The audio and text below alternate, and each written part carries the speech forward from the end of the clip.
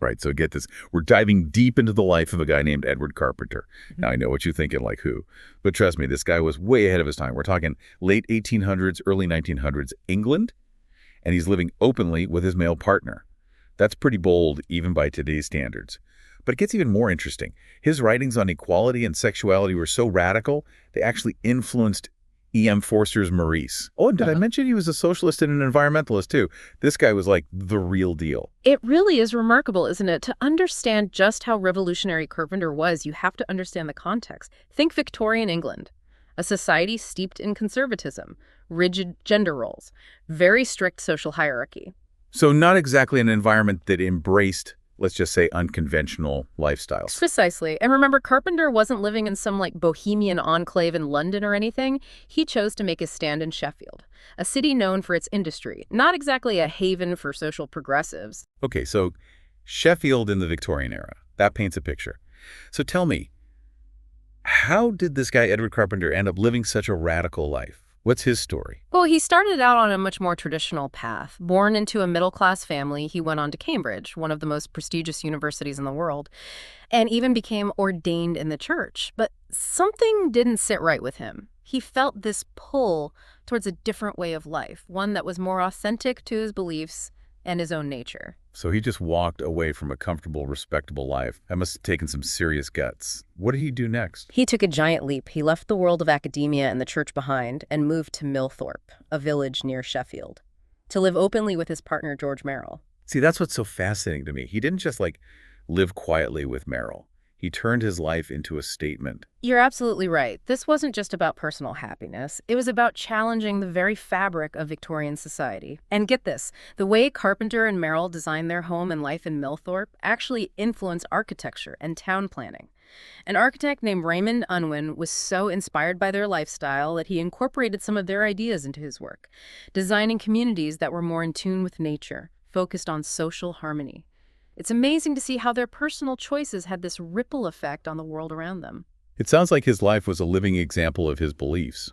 And speaking of beliefs, he was also a prolific writer, right? Yeah. What kind of things was he writing about? His writing was central to his activism, and it really gives you a window into his radical ideas. He wrote 2 incredibly influential books, Towards Democracy and The Intermediate Sex. Yeah, I have to admit those titles are intriguing, but I need a little help understanding what they're about. Of course. Towards Democracy is this expansive poetic work where Carpenter lays out his socialist vision. It's not just about politics. It's about creating a society where everyone has the opportunity to thrive, a society built on cooperation and equality. He critiques the inequalities of the time, calls for a radical restructuring of society. Now, the intermediate sex. That's where he dives headfirst into the complexities of sexuality. This is where things get really interesting, right? Because this was the Victorian era, a time when these topics were very much taboo. Exactly. In The Intermediate Sex, Carpenter challenges the rigid binary categories of male and female that define the era. He argues that there's a spectrum of sexualities and gender expressions, and he champions the rights of those who don't fit neatly into the boxes society tries to impose. This book was groundbreaking and incredibly controversial for its time, and it laid the groundwork for much of the LGBTQ plus rights movement that followed. So he's living his truth and writing about it, challenging the very core of Victorian society's beliefs. I can only imagine the backlash he faced. Oh, there was certainly pushback. But Carpenter didn't back down. He believed in living his truth, advocating for a better world. And what's even more impressive is that he didn't just write about these ideas, he actively participated in social movements. So he wasn't just like an armchair revolutionary. He was out there in the trenches. Absolutely. He was a key figure in the early socialist movement in England and played a significant role in the founding of both the Fabian Society and the Labour Party. These organizations were instrumental in shaping the political landscape of Britain, advocating for workers' rights, social justice, a more equitable distribution of wealth. So he's a writer, Yeah. an activist, Yeah. and a political force. He sounds like he was constantly pushing boundaries. He was constantly engaging with the world, trying to make it a better place, and his influence extended far beyond England. Would you believe that his writings even had an impact on Gandhi? Wait, really? Gandhi, as in Mahatma Gandhi, the leader of India's independence movement. How is that even possible? It's a fascinating connection. Gandhi read Carpenter's work on passive resistance, And those ideas resonated deeply with him.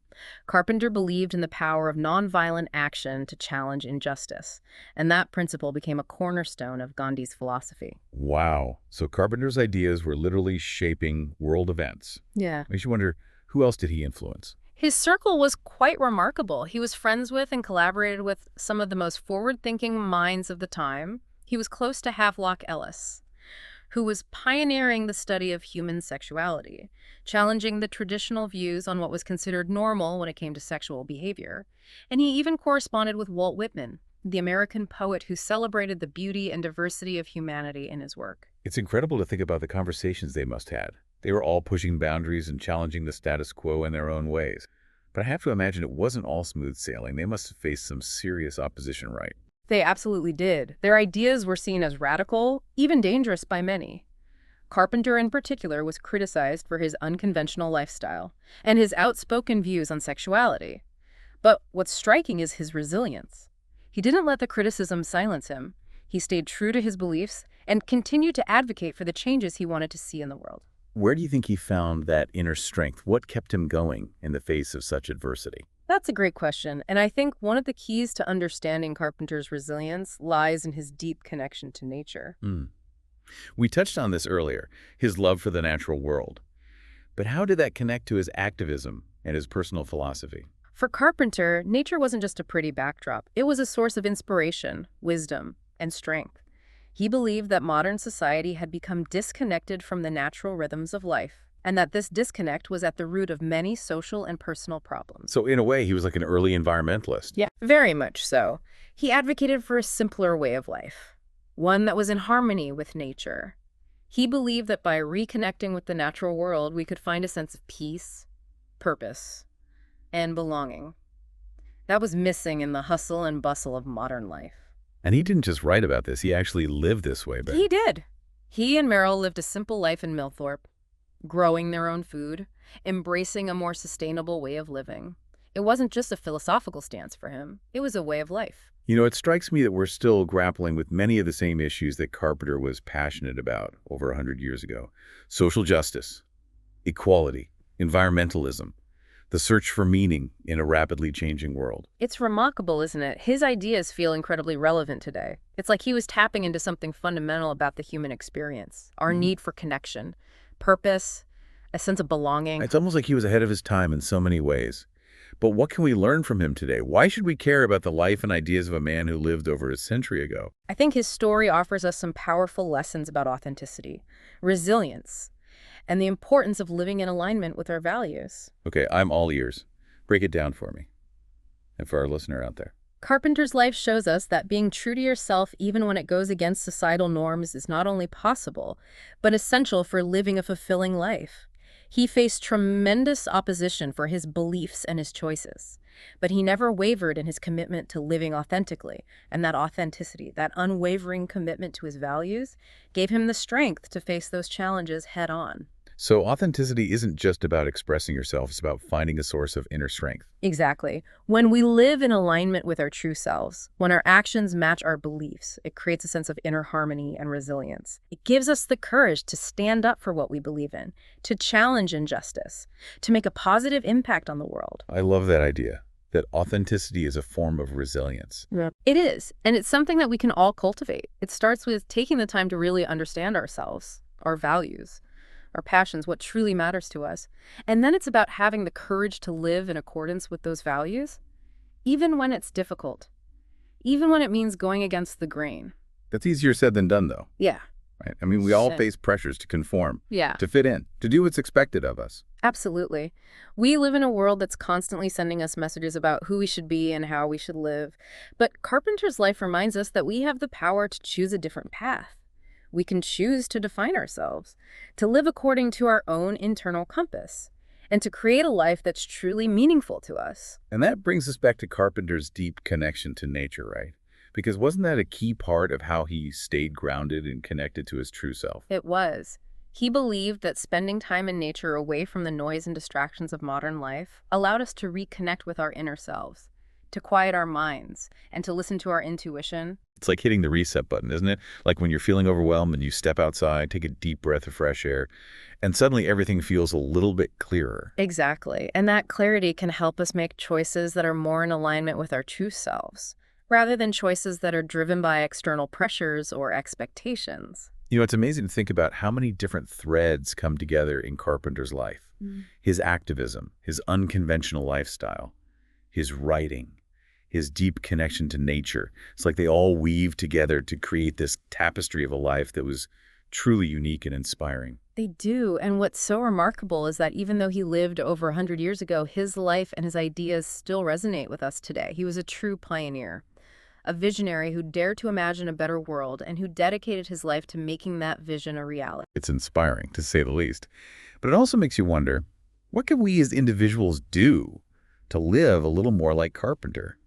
How can we tack into that same spirit of authenticity and resilience in our own lives? It can feel daunting sometimes, can't it? Like, how can we in our everyday lives possibly live up to the example set by someone like Edward Carpenter? I understand that feeling. But I think the beauty of Carpenter's message is that it's not about grand gestures or like radical transformations. It's about those small, everyday choices that reflect our values and move us closer to living a life that feels authentic and aligned with our true selves. So it's more about the direction we're heading than the destination. Precisely. It's about taking those small steps. Maybe it's speaking up for what you believe in, even when it's uncomfortable. Or perhaps it's making a conscious effort to connect with nature, even if it's just a walk in the park during your lunch break. Or it could be as simple as making a decision that prioritizes your well-being over societal expectations. It brings to mind something you mentioned earlier, Carpenter's belief in simplicity. He didn't just advocate for a simpler lifestyle, he lived it. Do you think there's a connection between simplicity and authenticity? I think there's a profound connection. When we simplify our lives, when we strip away the excess, we create space for what truly matters. We're less distracted by the superficial and more in tune with our inner selves. And that inner clarity, that sense of knowing what truly matters, can be incredibly empowering. It gives us the strength to make choices that are aligned with our values, even when those choices aren't easy or popular. So it's not about becoming a hermit or rejecting all modern conveniences. It's about being intentional, mindful, creating a life that supports our well-being and allows us to live authentically. That's a beautiful way to put it. It's about finding that balance, that sweet spot where we're engaged with the world but not consumed by it, where we're true to ourselves but also open to growth and change. Well said.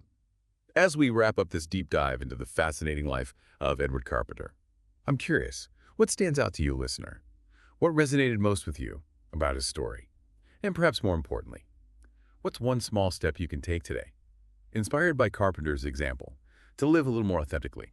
Maybe it's spending some time in nature, reconnecting with what truly matters to you, or having an honest conversation with someone you trust, whatever it is. Remember that Carpenter's legacy reminds us that a life lived authentically is a life worth living. It's a life filled with purpose, resilience, and the courage to make a difference in the world.